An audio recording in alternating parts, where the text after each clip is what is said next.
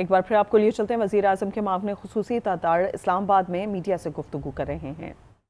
Court के थे तो मैं ये समझता हूँ कि आज जो ये सुप्रीम कोर्ट गए हैं तोशाखाना के ट्रायल को रुकवाने के लिए और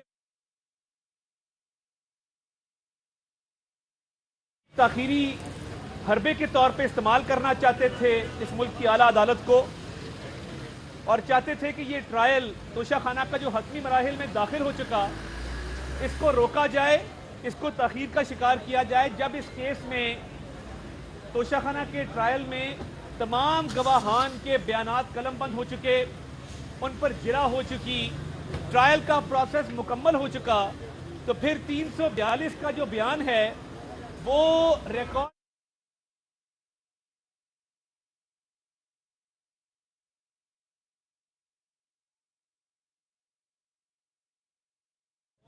और मैं ये बड़ा क्लियर कर दूं कि आपके ताखीरी हरबे मजीद नहीं चलेंगे। आपको जवाब देना है, हिसाब देना है। आप कभी स्टे ऑर्डर लेते हैं, कभी जज पे अदम एतमाद करते हैं, कभी जुरिस्डिक्शन को, दायरा इख्तियार को चैलेंज करते हैं, कभी इस्लामाबाद हाई कोर्ट, कभी सुप्रीम कोर्ट, कभी दोबारा इस्लामाबाद हाई कोर्ट। आज आप मौजूद हैं न्याजी साहब, आप इतने बुज़दिल हैं, इतने डरपोक हैं कि आप इस कोर्ट में आने से कासिर हैं, क्योंकि तोशाखाना का जवाब देना होगा, स्टेटमेंट रिकॉर्ड करानी होगी, बताना होगा कि आप तोशाखाना में क्यों चोरी की, क्यों डिक्लेयर नहीं किए, क्यों जो पैसे थे वो आप खा गए और अकाउंट में जमा नहीं कराए। अब मसला ये है कि आप आज एहतसाब कोर्ट में गए, आपने 190 मिलियन पाउंड के केस में बेल ली, आपने नैब के तोशाखाना के केस में बेल ली, आप सुप्रीम कोर्ट में भी खुद गए इस केस को रुकवाने के लिए, तो आप इधर क्यों नहीं?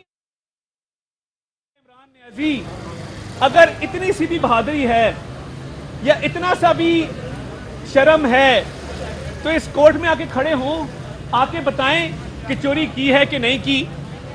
ये कोई तरीका नहीं है कि ट्रायल हतमी मराहिल में दाखिल हो जाए और एक बुज़दिल जो है वो अपनी काली शीटों का एक हिसार उसके अंदर बैठ के कहे मैंने अदालत नहीं जाना। ये डर है, ये खौफ है, और ये उस चोरी को छुपाने की एक मजमूम कोशिश है जिसमें ये रंगे हाथों पकड़े गए हैं। तोशाखाना का केस साबित हो चुका है, मुल्क की तारीख में कोई हुक्मरान नहीं आया जिसने तोशाखाना के तहाइफ अपनी अहलिया के साथ मिलकर ब्लैक मार्केट में बेचे हों और ब्लैक मार्केट में बेचने के बाद उनकी रकम खा गया हो और उसका वकील इलेक्शन कमीशन को कहे कि मैंने ये बेचे तो हैं और रकम अकाउंट में जमा कराई है, मगर वो रकम मुताबिकत ना रखती हो उस रकम के साथ जो आपने बेच के हासिल की थी, वो रकम कम हो। तो ये तो ट्रायल अब अपने हतमी मराहिल में जब दाखिल हो चुका है तो इसके अलावा कोई ऐसी चीज नहीं रोक रही यहां पेश होने से। डर है और खौफ है कि यहां पेश नहीं होना, 342 की स्टेटमेंट रिकॉर्ड नहीं करवानी, इस ट्रायल को ताखीर का शिकार करना है, इस ट्रायल को रोकना है, तोशाखाना का जवाब नहीं देना।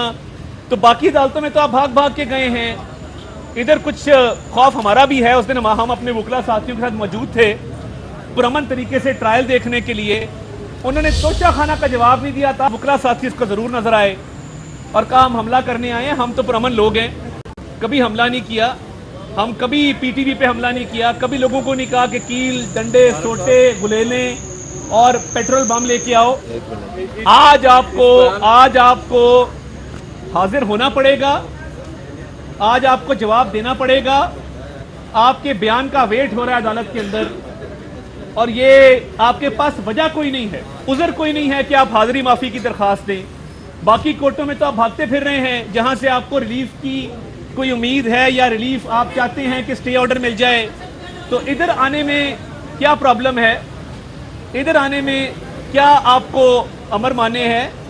तो इसलिए इस चोरी को छुपाने के लिए जो आप आखिरी कोशिशें कर रहे हैं ये नाकाम होंगी और 342 का आपका जो मुल्जिम का बयान होता है, गवाहों के बयानात कलमबंद होने के बाद, जिरा के बाद, वो रिकॉर्ड करवाना होगा। मजीद गुंजाइश नहीं है राह फरार की। तो ये पाकिस्तान की तारीख का सबसे बुज़दिल सियासतदान आज G11 आने से डर गया है और भाग गया है और 342 का बयान रिकॉर्ड कराने से कासिर है। अच्छा तारिक साहब, ये बताइए कि आज जो सुप्रीम कोर्ट में उनकी एप्लीकेशन थी कि ट्रायल को रोका जाए, सुप्रीम कोर्ट ने इसको मंजूर तो नहीं किया, लेकिन हाई कोर्ट को जरूर कहा है कि आप इनकी एप्लीकेशन को सुनें।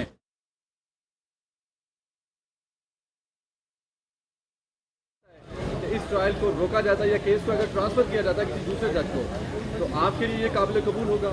देखिए, मैं समझता हूँ ये 5 एप्लीकेशंस हैं। इन्होंने दायरा इख्तियार को चैलेंज किया, मेंटेनेबिलिटी को चैलेंज किया, जज पर अदम एतमाद किया, ट्रांसफ़र एप्लीकेशन डाली। देखिए, कुछ एप्लीकेशन डिसाइड हो चुकी, मेंटेनेबिलिटी वाला केस रिमांड बैक हुआ। देखिए, कानून बड़ा क्लियर है। मेंटेनेबिलिटी पे इस्लामाबाद हाई कोर्ट फैसला महफूज करती है, केस रिमांड बैक करती है ट्रायल कोर्ट को। ट्रायल कोर्ट कहती है कि मेंटेनेबल है, अब आप सुप्रीम कोर्ट चले जाते हैं। वो केस सुप्रीम कोर्ट ने वापस इस्लामाबाद हाई कोर्ट भेजा। अब मुझे सिर्फ ये बात समझा दें कि मामला तोशाखाना की चोरी का है, आप ताखीरी हरबों के पीछे क्यों छुप रहे हैं? आप आके मेरिट पे अपना केस आर्ग्यू क्यों नहीं करते? क्यों नहीं बताते कि आपने किसको ये तोहफे बेचे थे, कितनी कीमत पे बेचे थे, डिक्लेयर क्यों नहीं किए थे, छुपाया क्यों गया है? जो रकम हासिल हुई इन तोहफों को बेचने के बाद वो कहाँ पे गई? ये बड़े चुपते हुए सवालात हैं जिसकी तरफ कोई नहीं आता। स्टे ऑर्डर के अंबार लगे हुए हैं, एप्लीकेशन के अंबार लगे हुए हैं। अब राह फरार का मौका नहीं है। आपको पता है कि अगर कोई भी आम शहरी हो, जब उसकी 342 की स्टेटमेंट हो तो उसको तो घसीट के लाया जाता है, उसको तो कहा जाता है आओ 342 की स्टेटमेंट रिकॉर्ड कराओ। ये अनोखा लाडला है कि जिसको 342 की स्टेटमेंट के लिए इंतजार हो रहा है सुबह से। मैं तो जज साहब से भी ये दरखास्त करूंगा कि आप वही सलूक इसके साथ करें जो आप आम लिटिगेंट के साथ करते हैं, जो अहमद के साथ करते हैं, जो बूटे के साथ करते हैं, जो बेचारे सारा सारा दिन अदालत के हाथे में खड़े होते हैं। ये स्पेशल ट्रीटमेंट क्यों है कि 342 की स्टेटमेंट पे वेट हो रहा है? मुलजिम इस्लामाबाद में मौजूद है, मुलजिम चल फिर सकता है, मुलजिम सेहतमंद है, मुलजिम दूसरी अदालतों में जा रहा है रिलीफ लेने, मगर तोशाखाना में जवाब देने नहीं आ रहा। तो ये कोई तरीका नहीं है, ये काबिल कबूल ही नहीं है। इस पे आप कोई एप्लीकेशन भी डालेंगे? देखिए, मैं तो समझता हूँ, देखिए हम एक इंटरेस्टेड पार्टी जरूर हैं, हम अभी प्रोसीडिंग्स को वॉच करेंगे और